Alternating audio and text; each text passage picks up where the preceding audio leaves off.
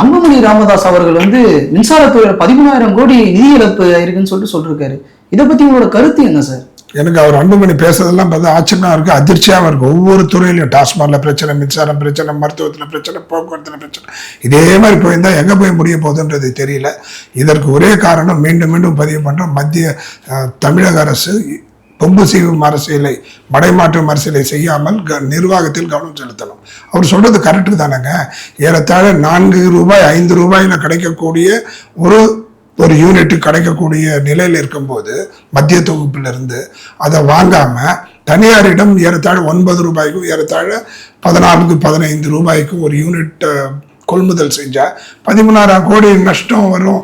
கூடுதலாக பணம் கட்டி வாங்கியிருக்காங்கன்றதுல ஆச்சரியம் ஒன்றும் இல்லையே. இந்த மின்சார கட்டணம் மிகப்பெரிய அளவில் உயர்த்திட்டாங்க. அதனால கடந்த ஆண்டுக்கு முன்பு 23,000 கோடி வந்திருக்கு வருவாய்.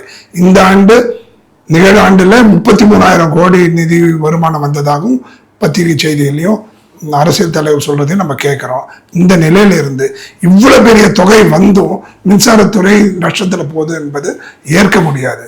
கடன் வாங்கி கடன் சுமையை ஏற்றிக்கிட்டே போனீங்கன்னா கடைசியில் எங்க போய் முடியும்?